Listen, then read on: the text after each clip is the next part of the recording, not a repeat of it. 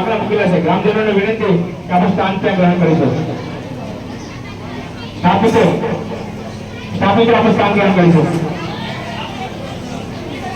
જયકાર સાથે કરીશું. બોલો આજ રોજ આપણી સાથે આપ સર્વે અમને આનંદભર્યું હાર્દિક સ્વાગત.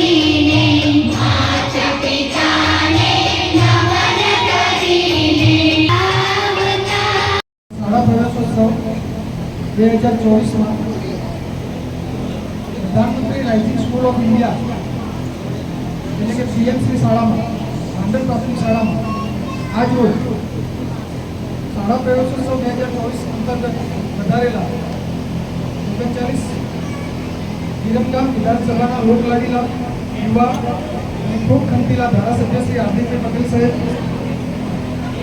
જિલ્લા ન્યાય સમિતિ ચેરમેન, તાલુકા પંચાયત પ્રમુખ શ્રી સુમનભાઈ પટેલ સાહેબ, તાલુકા ભાજપ સેક્રેટરી પ્રમુખ શ્રી દશરથભાઈ પટેલ, અધ્યક્ષ શ્રી મહેશભાઈ પટેલ સાહેબ, તાલુકા ન્યાય સમિતિ ચેરમેન શ્રી મીરાભાઈ રાઠોડ સાહેબ, એપીએમસી ચેરમેન શ્રી અમો કાકા, તાલુકા તરફથી હું હાર્દિક સ્વાગત કરું છું. કન્યા કેળવણી અને શાળા પ્રવેશોત્સવ આપણા માનનીય વડાપ્રધાન શ્રી નરેન્દ્રભાઈ મોદી જ્યારે ગુજરાતના મુખ્યમંત્રી હતા ત્યારે શરૂ કરેલો ખૂબ આહલાદક કાર્યક્રમ, જેના ફળ આજે આપણે ભોગવી રહ્યા છીએ. 75% જેટલું જ નામાંકન જ્યારે ગુજરાતનું થતું હતું અને આજે આપણે 100% નામાંકનની સિદ્ધિ આ કાર્યક્રમને કારણે મેળવી શકીએ છીએ.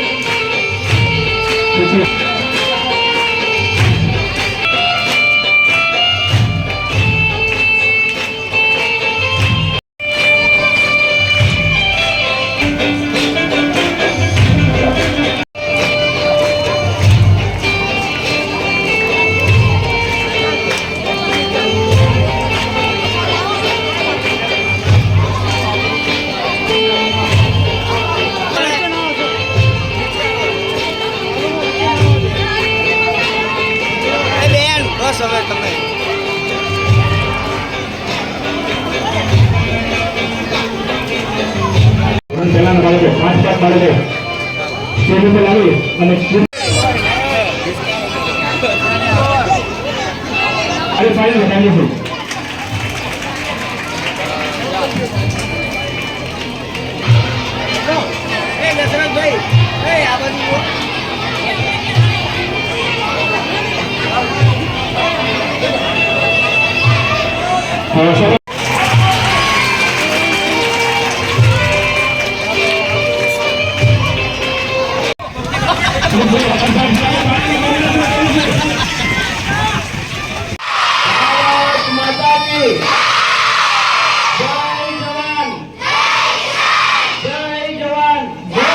ગામે નવી પ્રાથમિક શાળાના લોકાર્પણ તેમજ દર વર્ષે ગુજરાતની હજારો શાળાઓમાં પ્રવેશોત્સવ અને આવનારી પેઢી એવી આપણી નાની બાળકીઓ સારું શિક્ષણ પ્રાપ્ત કરીને સમગ્ર ગુજરાતનું નામ રોશન કરે એવા ભાવ સાથે આજના 2024ના શાળા સુમનભાઈ આ ગામના પ્રથમ આ નવનિર્મિત શાળાનું લોકાર્પણ કર્યું છે. લગભગ છેલ્લા 1.5 ભાવ સાથે લગભગ 74 મારે વિશેષ અભિનંદન શાળાના પ્રિન્સિપલને અને આંગણવાડી ચલાવતી બહેનોને પણ આપવા જોઈએ. કેમ કે હવે સમય બદલાયો છે એટલે માત્ર પુસ્તકનું જ્ઞાન નહીં પણ દિવાલ ઉપર ભૌતિક જ્ઞાન આપવાનું પણ જે કામ શાળાના શિક્ષકો દ્વારા શાળાની આંગણવાડી બહેનો દ્વારા જે કરવામાં આવે છે એમને પણ મારા તરફથી અનેક શુભેચ્છાઓ છે. અને આ જ પ્રકારે આપણે જો વિશેષ ધ્યાન આપીને કામ કરીશું તો આવનારા દિવસમાં ભારતને વિશ્વગુરુ બનાવવામાં કોઈ કચાશ બાકી નહીં રહે. કેમ કે ભારતને વિશ્વગુરુ બનાવવું હશે તો આ બાળકો જ ભારતની શક્તિ છે, આ બાળકો જ ભારતનું ભવિષ્ય છે. આ સ્કૂલની અંદર થોડા દિવસ પહેલા ચોપડા વિતરણ પણ કરવામાં આવ્યું. એક રાજકીય આગેવાન તરીકે હંમેશા એવો ભાવ લોકોનો હોય છે કે રોડ રસ્તા વિકાસના કામો પર જે પણ કઈ યોજનાનો લાભ આપણા વિદ્યાર્થીઓને મળે તે યોજનાનો લાભ આપણે લોકો સુધી પહોંચાડવા જોઈએ. હવે છેલ્લા 2 વર્ષથી વિરમગામ વિધાનસભાની અંદર લગભગ શાળાઓની અંદર ચોપડા વિતરણ કરતા હતા. પરંતુ આ વખતે અમે લોકોએ નક્કી કર્યું કે આ વખતે એક પણ શાળા બાકી નથી રાખવી અને લગભગ 5 લાખથી વધુ ચોપડા વિતરણના ટાર્ગેટ સાથે અમે વિરમગામ તાલુકામાં તમામ ચિત્તોડ અને માંડલની શાળાઓમાં વિદ્યાર્થી મિત્રોને પણ ખ્યાલ આવે. કેમ કે આપણે બધા એવું જાણીએ છીએ કે ધોરણ 12 પતી જાય પછી શું આપણા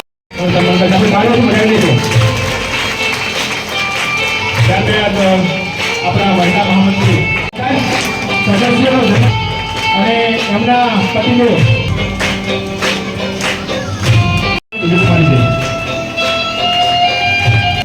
વિદ્યારૂપેણ સંસ્થિતા નમસ્તસ્તે નમસ્તસ્તે નમસ્તસ્તે નમસ્તસ્તે. પ્રધાનમંત્રી સ્કૂલ ફોર રાઇઝિંગ ઇન્ડિયા અંતર્ગત આજના શાળા પ્રવેશોત્સવ અને કન્યાકરણી મહોત્સવ 2024 અંતર્ગત પધાર મહેમાનશ્રીઓ અને જેમના માટે ખાસ કરીને કહી શકાય કે 12x12 ની બાથરૂમો હોય ને 12x12 ની બાથરૂમો હોય ને 24x જેમ 56 દિશાની અંદર બારીઓ ખુલ્લી હોય તેમ વિરમગામ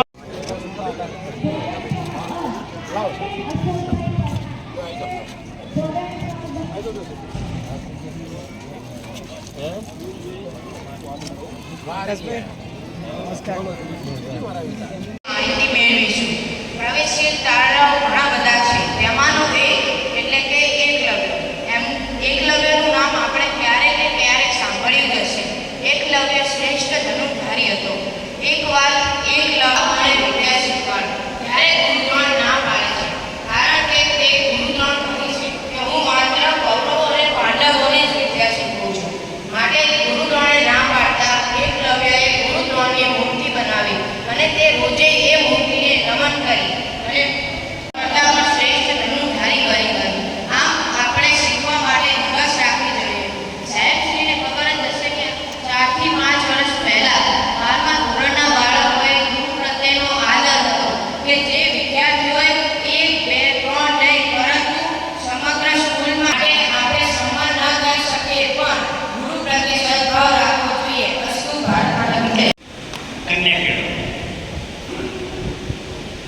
તાત્પર્ય એ જ છે કે દીકરી એ માત્ર રસોડા પૂરતી મર્યાદિત ના રહે, એ તમામ બેરિયર, તમામ બંધનો તોડી અને આ દુનિયાના મુખ્ય પ્રવાહમાં સામેલ થાય એ વિશે પોતાના વિચાર રજૂ કરશે યશવી. તેમજ આચાર્યશ્રી અને ઉપાચાર્યશ્રી મારા નમસ્કાર. તેમજ આપણે સૌ એકત્રિત થયા છે. ખરેખર આપણને આ વિશે તો કીધું જ, પણ હું મારા મેઇન પોઈન્ટ પર આવીશ. કન્યા કેળવણી. ખરેખર છોકરીઓને છે લાવ હોય છે ઘરેથી, પછી કાં તો એને ઘરમાં બેસાડી રાખે છે કે ઘણી બધી યોજનાઓ બહાર પાડી. આર્થિક પરિસ્થિતિના લીધે તો ભણવાનું બંધ ના મન નથી અને ના ભણે, પણ આર્થિક પરિસ્થિતિને લીધે ન ભણી શકે ને એવું તો કોઈ છોકરીને ન જ થાય. તાળીઓથી વધાવીએ.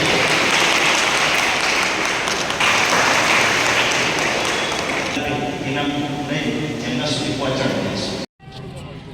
આજે માંડલ ખાતે માની જ્યારે નરેન્દ્રભાઈ ગુજરાતના મુખ્યમંત્રી હતા ત્યારથી પ્રવેશોત્સવ અને કન્યા કેળવણી અંતર્ગત દરેક શાળાઓની અંદર પ્રથમ દિવસે વિવિધ કાર્યક્રમો થાય છે. તો આજે માંડલ પ્રાથમિક શાળામાં 550થી વધુ વિદ્યાર્થીઓની હાજરીમાં શાળા પ્રવેશોત્સવ યોજાયો. સાથે જ માનનીય પ્રધાનમંત્રી નરેન્દ્રભાઈ મોદી સાહેબે જે સમગ્ર દેશની અંદર શાળાઓના સ્ટ્રક્ચરને સારા અને સુંદર બનાવવા માટે જે વિવિધ યોજનાઓ બનાવી છે એના અંતર્ગત આજે માંડલ પ્રાથમિક શાળાનું નવનિર્મિત બિલ્ડિંગનું ઉદ્ઘાટન પણ કરવામાં આવ્યું. લગભગ 60 લાખ રૂપિયાના ખર્ચે 6 ઓરડાઓ બન્યા છે અને હું એવું માનું છું કે સમગ્ર માંડલની અંદર માંડલ ગામની આ પ્રાથમિક શાળા ખૂબ સારી, સુંદર અને ભૌતિક સુવિધાઓથી સજ્જ છે. આવનારા દિવસમાં ચોક્કસ આવી શાળાઓના માધ્યમથી આપણા વિદ્યાર્થીઓ માત્ર માંડલનું નહીં પણ સમગ્ર ગુજરાતનું ભવિષ્ય બને એવા પ્રકારે આપણા શિક્ષકો ખૂબ સારું કામ કરી રહ્યા છે.